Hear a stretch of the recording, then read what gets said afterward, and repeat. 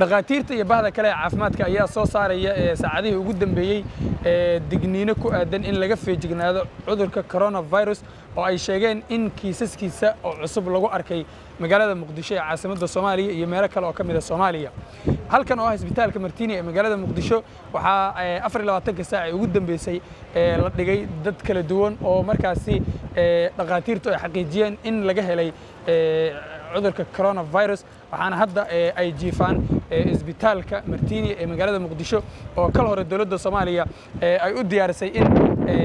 lagula tacaalo dadka uu soo rito cudurka coronavirus waxaana dhaqaatiirtu ay ka digayaan dhibaatooyin hor leh iyo saameyn ka dhalan karta cudurkaas oo kiisaskiisa magaalada Muqdisho qayb ka mid ah lagu arkay isbitaalka Martini oo hadda aan joogno qaybtan iga dambaysa ayay maamulka isbitaalka iyo dhaqaatiirtu ay noo sheegeen in lagula tacaalayo dadka cudurkan uu haleelay waxaana dhaqaatiirtu ay sheegeen in arintan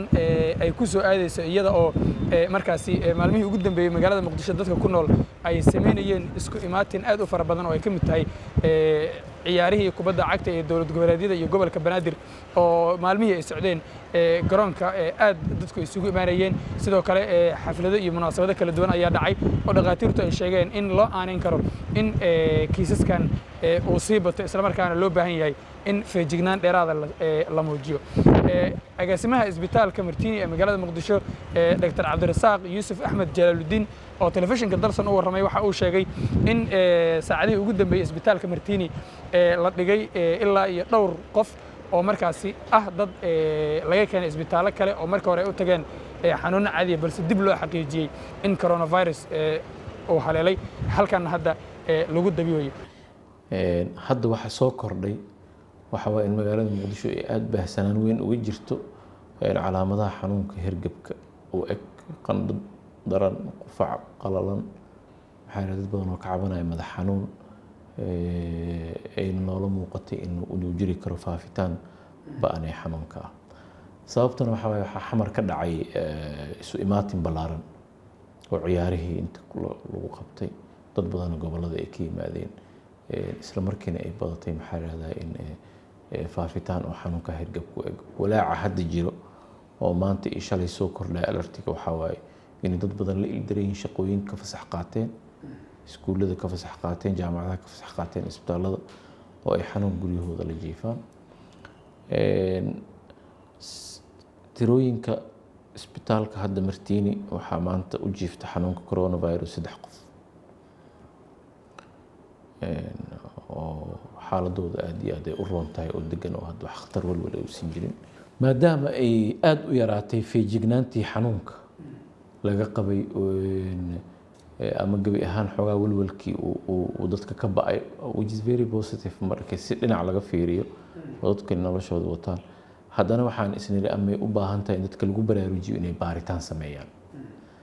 isbitaalada hadda Banaadir iyo Martini waa lagu baaraa waana free dadka inta aan xanuun maxaa la Soomaalidu waxay ku mahmahdaa yani shar u tooghay khayr wax kaama dhibee inta uu inoo dhuuman lahaa xanuun coronavirus ama new strain ka hadda adduunka ka imaaday inta khatar inoo qarsami lahayd waxa ina gashaar bay muhiim tahay in baaris baahsan la sameeyo marka sidaas awgeeda u laba jibaarnay cudur goobida in la goobo surveillance system rasmi ah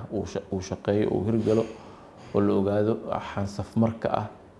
ee dadka ku wada dhacay ma yahay coronavirus mase ayadana way socotaa arintaas oo hadda wali natiijadeedii maxaa la imaan